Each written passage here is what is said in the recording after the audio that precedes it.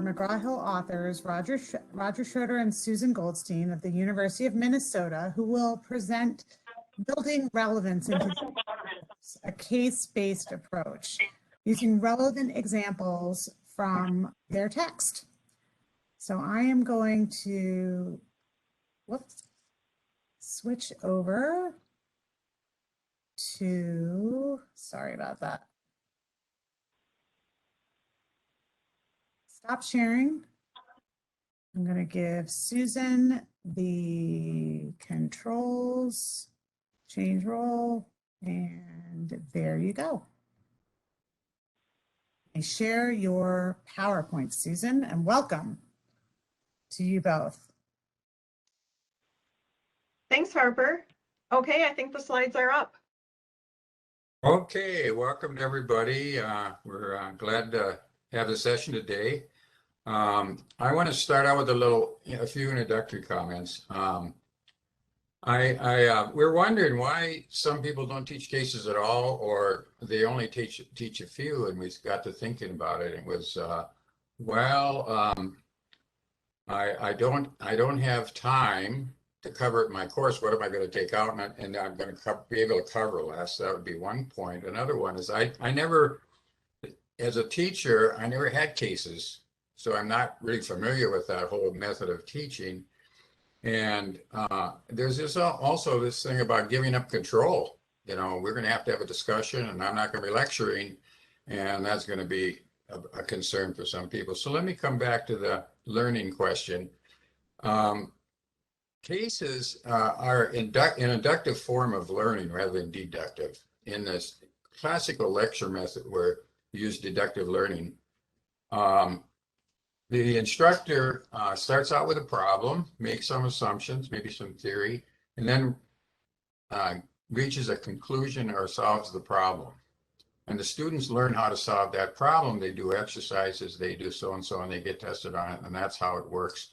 In inductive learning, the student is given a series of facts in a context in a real company.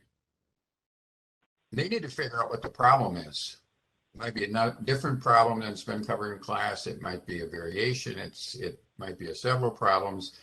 And once they get to that, then they ask to figure out how to solve that problem. So it's a whole different kind of learning. It's not giving up learning. You're switching what the students are learning, and you're also adding relevance to the class. So that's the argument for why you should cover cases. So we'll come back to this, and if there's Q&A, but it's kind of important to know. It's kind of important to know what this. Go ahead, Susan, and put up the agenda, and then we'll go ahead. So we're going to start out with 2 case examples to show you how we teach cases, and that's another mythology. Is, you know, how does it really work, and how do the students receive it, and what goes on when you teach the case? There's lots of different ways to do it. I also want to say that these so-called cases at the end of textbook chapters, they call them cases, but they're not really cases. They may be a page or a paragraph or two, but what they are is expanded exercises. So you're really solving a problem that you already know how to do. You know how to do that case. You know how to do that. You're just doing a bigger problem. And we're talking about cases, our cases at the end of the book by section. And they're really inductive learning, so they're not, you know, just expanded problems. So we have to be careful about what we're talking about here.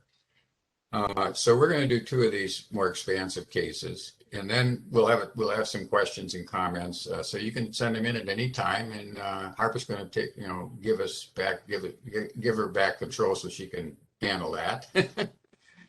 And then we're going to generalize into types of students and what kind of cases for what kind of students, and then sources for good cases. And then we'll talk at the end about some cases in our book, as much time as we have, and have more time for questions and comments. So we can go ahead, and Susan's going to go ahead with her case first.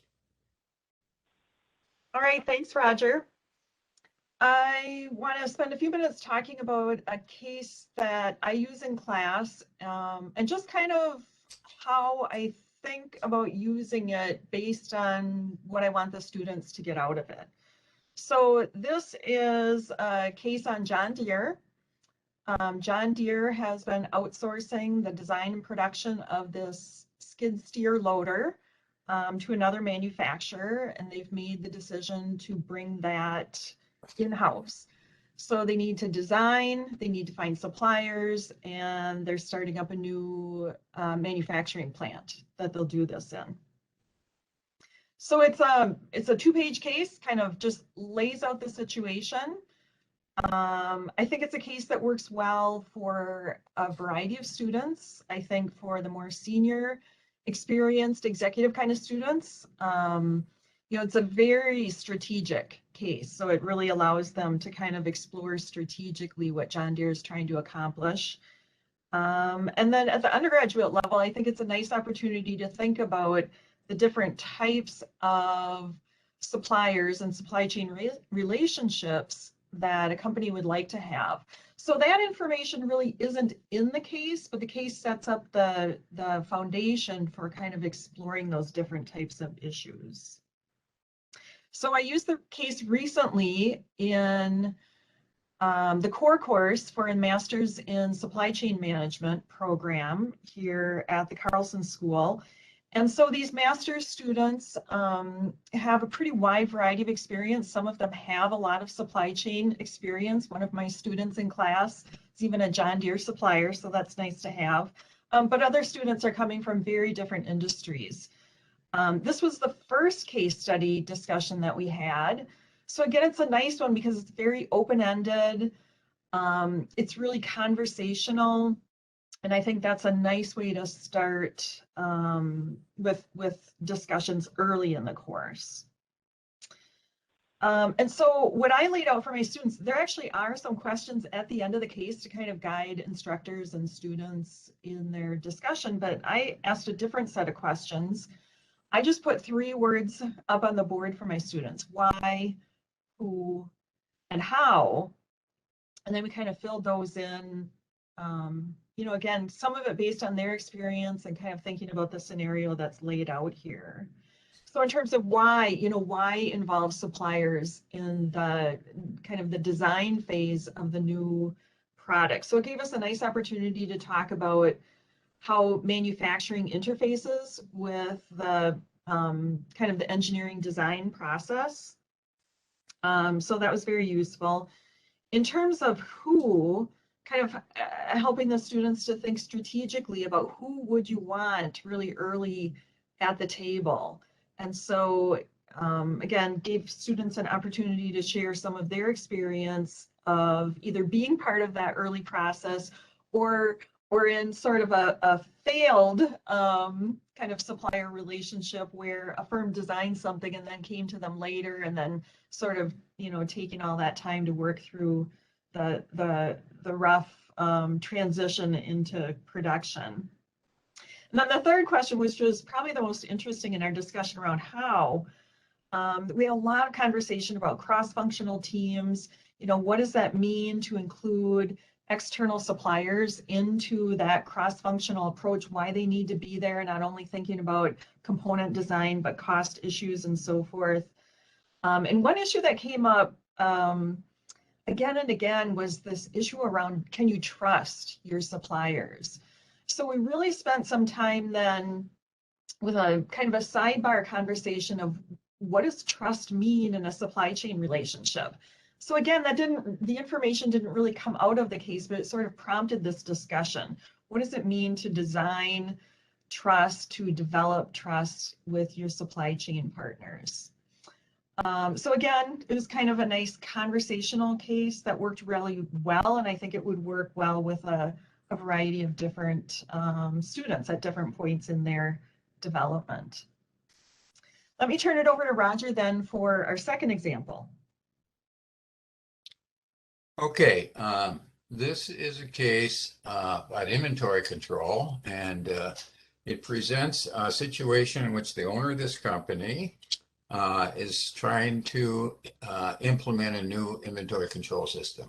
He currently has one, but he's upgrading it, putting in a new computer, and wants to, and had me in as a consultant. I was actually a consultant on this case, and I came in and the first thing he told me was, well, let's see, we have 20,000 different customers. We supply this product, and it's actually electrical wholesaler that supplies product to electricians and electrical contractors.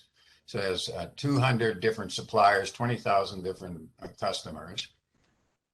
And he, and then he wanted me to tell him, well, how would you go about designing this system? So the first thing I did was I said, well, let me see some data from a typical item, one of your 20,000 items. That's so switch to the next slide. So this is in the case. It's a 2-page case to explain, and then it has 3 pages of data. So this, if you look at this chart, you'll see across the top, you have a customer number, then a ticket number for that particular order. Then you have the quantity in the order, the date, and then you have over on the side the cost and how much he sells it for.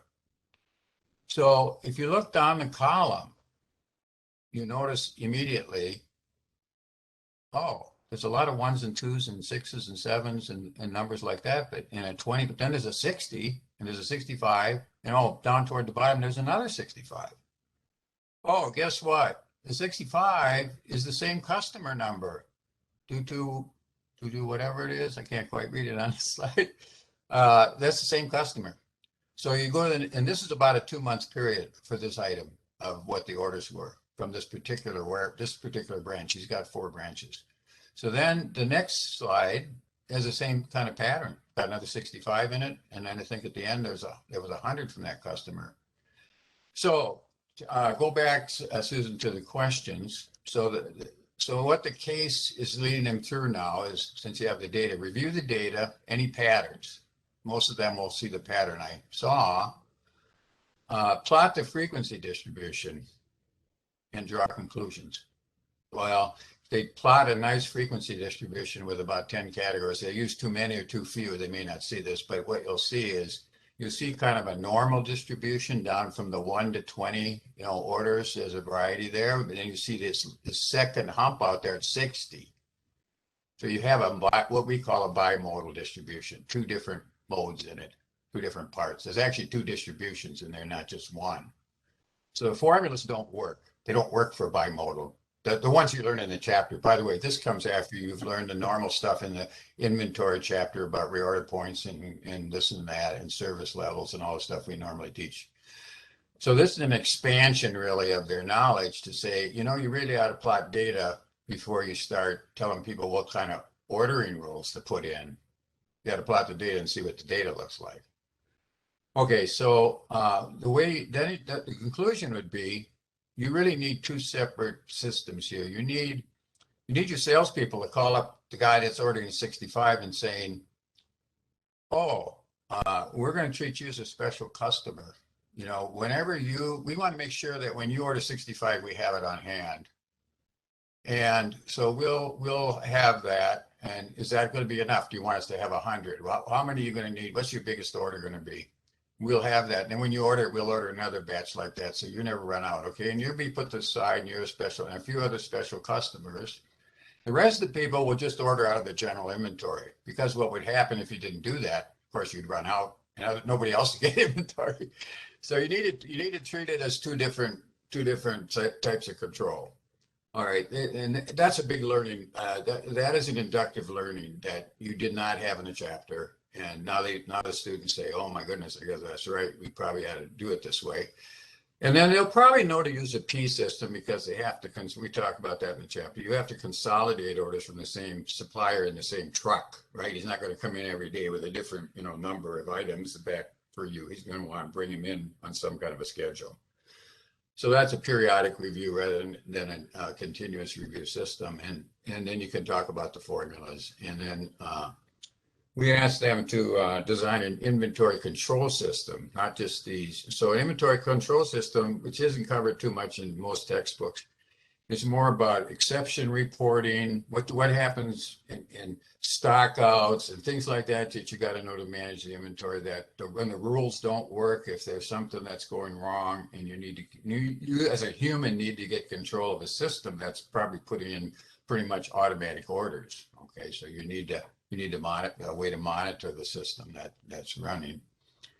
And the last one, the customer service objective, is really something that management has to decide. There's a lot of, you could, and as a consultant, I would show them the difference between having a 98% service level and a 95 and a 90% service level on this particular item. How much more it'll cost them, because it really goes up exponentially as you run the service level up. So you need to decide how much risk you want to take in not being able to fill an order from that 1 to 20, type of order range. Okay. So that's the story on the cases. So now we can turn to Q&A if you got any questions that came in. There were some questions. So one was about where to find these cases. So I'll let you say where to find these cases. Okay, Susan.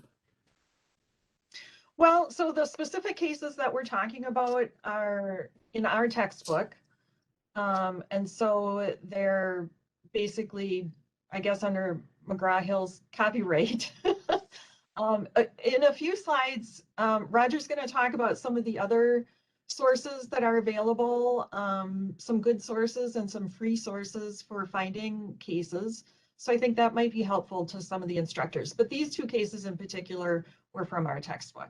And so their textbook is Operations Management in the Supply Chain, and it is based on a number of cases. And the other question was how many cases are with questions are in your book? 19. 19. 19 cases. 70% of them are actually real companies like 3M, Mayo Clinic, companies that every student will recognize. Okay, so 19 cases with 70% of those are real cases. And the other question was around earlier, Gerard Kashan was talking about how he doesn't use cases in the Intro OM course necessarily for the undergraduates. And so the question was how you introduce cases and what is the material that you cover beforehand to sort of introduce students before you start. Okay, let me cover that because I heard that discussion. Fortunately, he only has 6 weeks, and he does 6 more weeks of analytics. So we generally have, for an undergraduate, we would have 30 sessions, 2 a week for 15 weeks. And out of the 30 sessions, if you did 3 to 5 cases, that might be all you would do. And you wouldn't necessarily, as I said earlier, have to take anything out of your course. You could ask the students to learn more outside of class and work more problems and things. So you don't lecture on it as much. Your lectures change a little bit. They change more to helping them solve problems, to kind of reviewing things and so on, but not kind of lecturing, covering every detail as if they hadn't read the book. So your lectures are a little bit different, and that'll make time for the cases, and you'll be able to add that. So that would be the undergraduate. Now, in master's programs, you might go a whole lot further. Susan, what are you doing in some of your master's programs? Yeah, so I think for a lot of masters, whether it's full-time or part-time, you would have a case at least every other session, if not in every session. And in fact, for an evening class of about 3.5 hours, I might even do 2 cases. In addition to, discussion of other topics and so forth. I think, one of the differences with more of a master's student versus an undergrad students probably need to see the material before diving into a case study on a particular topic. So if you're studying quality, something like that, you probably want to present that basic quality management material before moving into the case study. At the master's level, you could actually kind of switch that sequencing, where you might present them with a very real scenario that they can perhaps even kind of relate to. And then that kind of is a good motivator for what you would do during the rest of class. And then you can kind of cover the core content more quickly, having that sort of basis of the conversation from the case study. So the question was, what does the textbook provide that sort of intro material before the case as well, or just the case? Yeah, so we have all of the, core content. In a couple of slides, we'll show sort of the way that the textbook is laid out. But yeah, we would have all of the core content that would support the analysis for the cases. The cases aren't, like Roger described, it's not just like solving a problem at the end of the chapter. It is more complicated than that. And so there's usually kind of a basic, maybe inventory management problem, but it's sort of within these realistic scenarios that are a little bit more complicated. Okay, and then the final question was, obviously because a lot of courses are online, how do you like to use cases for online courses? Is there a difference versus on ground using cases? And then how do you ensure that students read the cases before class?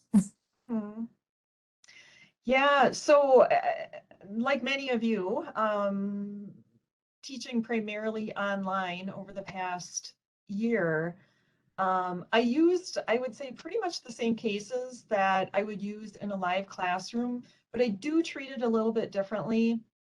I often found with teaching online that I needed to be, I would say, more structured. Now I'm talking about a live, so a synchronous class where the students are on Zoom with me.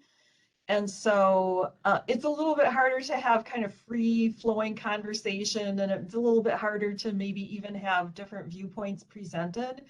And so I often was more structured in that setting where, I would come in and start with a very specific ask of, maybe laying out problems, something like that, and then maybe sending them into some breakout rooms to do some analysis, come back, everybody comes back and has 3 ideas for how they're going to solve this problem. That's just an example where I would be, again, much more structured about what I was asking from them, but yet I still expected them to speak up live and be providing input to our conversation. A lot of times during case discussions, I would switch to the document camera. You can use your whiteboards and so forth, but I actually found the document camera worked better. I would just have a notepad and I would literally be, taking notes on their comments in again, a little bit more organized manner than maybe we would do on a whiteboard typically. Wonderful. I think that's the last question, unless Eric, did you see any others? I think we're good. No question. A good comment from somebody who shared how they like to use cases in their course. So a good comment in chat there from, I think that was from William Sawaya. Thank you. Yeah, thanks. He's one of our students, so we know Bill. Hi, Bill. Thanks, Bill. Okay, Susan, you're up. Okay, so some of this has been sprinkled in already, but just the way that we think about the use of cases, I think for both Roger and I, we absolutely think that it's a very useful teaching tool across the board, from executives all the way to undergraduate students. It's just like the cases would often probably be treated a bit differently. Executives, of course, more open-ended. And to be quite honest, if I'm assigning cases to master's or executive level students, I don't ever give them pre-questions, because I tell them that's really part of your job, is reading, and you figure out what are the questions here, what are the problems to tackle. In contrast with undergraduates, I usually do give them pre-questions, because there is a particular purpose, something that we want to learn from a case that we're using in class. And so I'll be a bit more directive by giving them pre-questions that they can kind of prepare for. Just even in terms of length of cases, the really long and complex and ambiguous cases, tend to use those with more executive or middle manager kinds of students. But I think from the middle manager and all the way down to the undergraduate, the usefulness of very short cases can be quite immense. One thing that I notice, and I try in all of my courses to have cases from a wide variety of industries, because I think as instructors, we're often kind of agnostic, that we feel like the lesson that we're teaching can be used in any industry. But individual students will often, especially at the undergraduate level, they'll really latch on to a particular industry of interest of theirs. And they'll get really excited about a case study in that area. And we can't kind of do all industries, but again, it just gives us kind of good purpose for having different industries, nonprofit, for-profit, manufacturing, services, hotels, healthcare, you know, trying to hit on industries where many of our students are interested in working in the future. So again, kind of tend to use shorter cases with undergraduates that are a little bit more to the point, and kind of longer cases as you grow up the ladder there.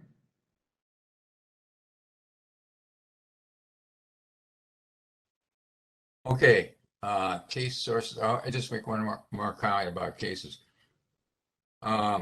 If you're not teaching cases at all in an undergraduate program, I would recommend starting out with 3 or 5 or some number of cases and figure out a way that you can have the students do a little bit more that you don't have to lecture on, but they can learn that outside of class, so you're not really cutting into your syllabus.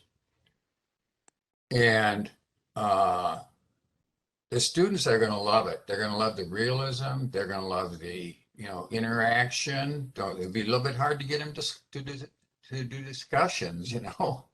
So you're going to have to work on that. But I mean, it'll be a whole different classroom environment, and then you would find out, you know, if you like it, you don't like it, because it's maybe something you haven't had in your own experience, as I said. But you have to try it to see what it is, and I hope that more people will. And I think it's part of this movement toward experiential learning. You know, there's a lot of this going on. There's games, there's news, there's all kinds of stuff happening to bring the students more in touch with what's going on in industry and what's really happening. And the students always talk to us about the real world. Can we talk about the real world? So, you know, I think in that sense, it would be a good way to move your course a little bit more into the experience and reality. So I'm going to talk about these sources. Harvard, Darden, and Case Western each have very extensive cases in supply chain operation, hundreds of them over the years. They keep adding to them every year. So those are the big sources. There's a few other universities. Michigan has a few, Stanford has a few, but they're mostly longer and complex executive cases. But they have some short ones too, so that's not all bad. You have a copyright problem with them. You know, they're not going to let you modify the case at all. You're going to have to pay for it and get permission and everything else. So it's not going to be easy. As a matter of fact, Harvard will at most let us use one of their cases in our book, at most one, even if we pay them a lot of money, because they want their own professors to be able to make case books, not have the cases appear other places too much. So the Case Center, this funny spelling, is in the UK, and they have cases primarily from Europe, and they have a lot of good cases. We've used several of theirs in our book. This Journal of International Academy for Case Studies, every issue of the journal has 4 or 5 or 6 new cases that people have published. So it's a journal for people that want to publish their cases that they've written. And the good part of that, it's open source. So you can use it. You don't have to worry about the copyright. All you have to do is make sure you recognize their name in the footnote so that they get credit for, you know, the use of the case, and you can even modify it. So we've used quite a few of those too now. And then we have, of course, our textbook, and we're going to cover that next. Okay, so a couple of things about our book before we get into the specific cases. Our book is organized differently than most books. Most books are something to do with the design of operations and then management of operations. It's kind of separate in 2 parts, and maybe management of the supply chain. There might be 3 major sections. Our book has 5 sections that relate to the decisions that operations and supply chains are actually responsible for, primarily responsible for. They have to coordinate with other functions, but the business is looking at operations, or what kind of process should we have, and how should that process be designed? What kind of quality? How are you going to manage quality? How are you going to control quality? We didn't like splitting that up into 2 different sections of the book. It's both a planning and a control issue. capacity and inventory, and then supply chain. Those are the major 5 sections. So here's another interesting thing about this organization. We split out capacity from inventory. In a lot of books, it's kind of handled all together. You in a manufacturing company, it kind of would be maybe, but in a service company, a pure service company, you don't have inventory. Delta Airlines doesn't really have inventory. Their planes are not inventory. Those planes are capacity, right? Just think about it the way the accountants do. The accountants are not going to call that inventory. You could say, yeah, it's sort of the same problem because you have a stock out problem and everything, if you don't fill the seats. But no, that's not the issue. The issue is that's a pure service industry that doesn't, they carry inventory spare parts. They take that back, but their capacity, their planes aren't inventory. So this works very nicely if you're teaching people about services, that you could say that that's kind of a different problem for them. So that's how we organize it. And then we organize the cases this way. So we can switch, Susan, to the next one. So what we've done is organize them in these categories because we don't want them to fit into each chapter. This is the end of chapter problem, big problem. This is actually a little different new stuff that you're going to learn beyond the chapter. Go ahead. I'm covering this. Okay. Operation strategy of BYD China. This came out of that case journal. We put this in because who don't want to talk about electric cars nowadays? I mean, this is the biggest issue. Very few books or any have this case on, and it comes out of China. And this is a really tough problem for them because at the point about 5 years ago, they were the largest producer of electric cars in the world. Now everybody's getting in the act, right? So on the long range, how many different countries they want to operate in? How big are they going to be? How are they going to control their growth? And where are they going to locate their plants? And the whole supply chain thing comes right to the forefront in terms of what they need to think about as a strategy. Number 2, Susan covered that one. Eastern Gear is put in here for people who don't know what a job shop is. So we always talk about it, in terms of the process section, job shops, assembly lines, different kinds of processes, but they don't know what it is. So it's a nice little case because the management is really screwed up. They don't know what they're doing. They're just expediting stuff. They don't have a scheduling system. They're not controlling their inventory. They're just running from hand to mouth. And it's in chaos. So the first question is, well, what are the problems? And all students, even undergraduates, can identify like 10 or 15 problems. And you can start going through them one at a time. Well, how would you solve them? So this is a classic inductive approach to a situation. Sage Hill is a service case on service process and quality. It's a boutique hotel, so it's kind of an interesting case on service process and quality. There's blueprint mapping and things of that kind. And then U.S. Store is a lean case. Everybody would like to teach lean cases, so that's the popular one. But that one is realistic, but it's not real. There's not such a company as U.S. Stroller. Westerville physician practice is a real physician practice, and this the students will love. They've all been in waiting rooms and waiting to get to the doctor and spend all this time before they even get in and get called, and then all in his little exam rooms all along the way, and finally get out the other end. It's like, how come I spend most of my time waiting and only a little bit of time with the doctor? So that's value stream mapping. We teach that, and so that would be that's kind of a good application, pretty straightforward application of what they learned in the chapter, which isn't emphasized a lot there. And then we do Mayo Clinic in the path to quality, and everybody wonders why would the Mayo Clinic, that is a world renowned in quality, work on quality? Well, because they want to make it better, and they do have some issues that most all physician practices have. Every knee surgeon uses their own types of joints from their own suppliers. They know there's no standardization or anything to do with cost. They just, sometimes they cost more and they don't cost, shouldn't cost more. So they have the chief surgeon get involved with the doctors and say, look, we can have better success if we narrow this down to 3 or 4 different implants that we all use.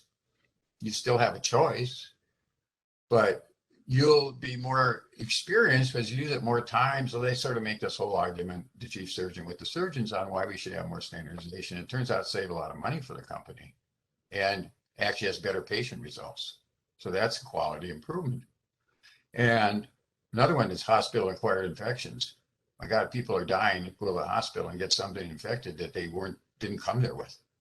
So that's another thing they're looking into as a quality issue. So that is a good one. And Toledo is kind of a classic quality control chart type of case. You got to plot the upper limits, lower limits, come up with the control charts for this company and tell them what you think they ought to do.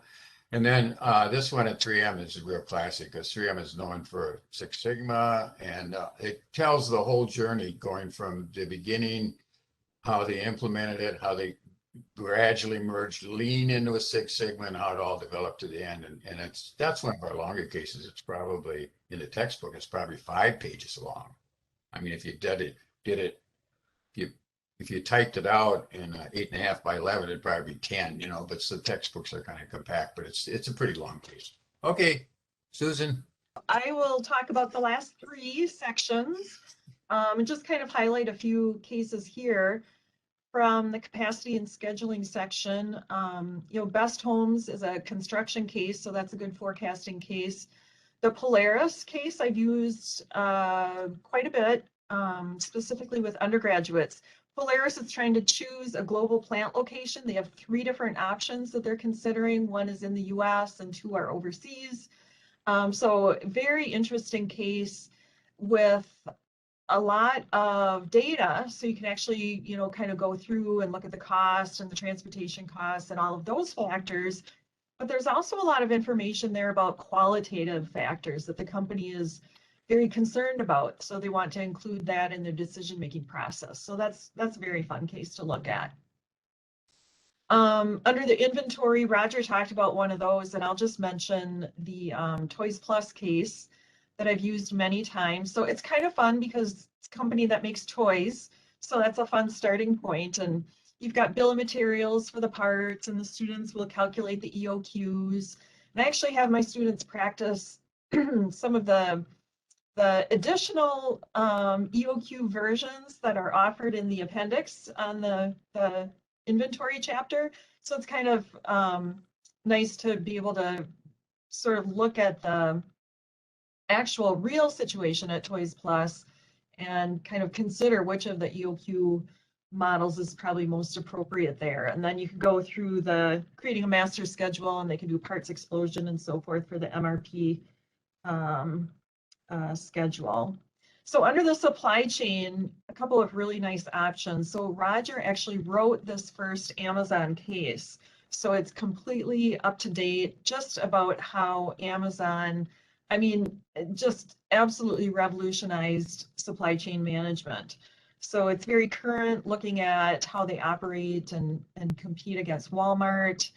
Looks at their acquisition of Whole Foods and what they're doing with that, and kind of the questions that are coming from that. What's going to happen with Whole Foods, and how is Amazon going to be able to kind of figure out how to use them to their advantage.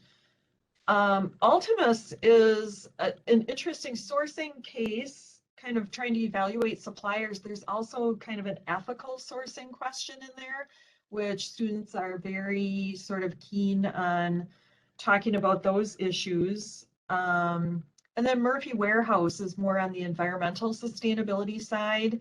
So I always think it's kind of fun to present. It's a real company located here in Minnesota, and the owner of the company is just very interested in making good investments to address environmental situations related to his properties.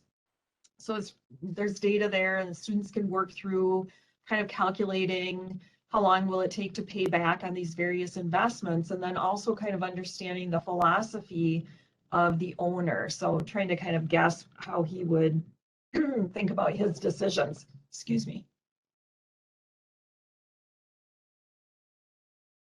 And then the last one, excuse me, shelter box.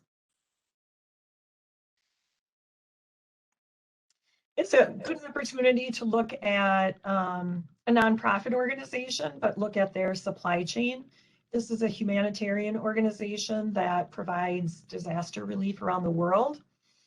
And I often do this one at the very end of the course. It's the last case that we do. And the reason I do that is because as we study this company, it feels like everything is different, right? Their money is not coming from customers, it's coming from donors. They're shipping their inventory to places where they think earthquakes might happen, and sort of how does that decision-making process go? So we kind of look at all those different sorts of scenarios, but in the end, we come back to really the kind of core classic guidelines and context of supply chain management. And we see that, yeah, it's different, but it still fits with all of these kind of ideas that we're learning in class. So that's a really nice, fun one as well for students.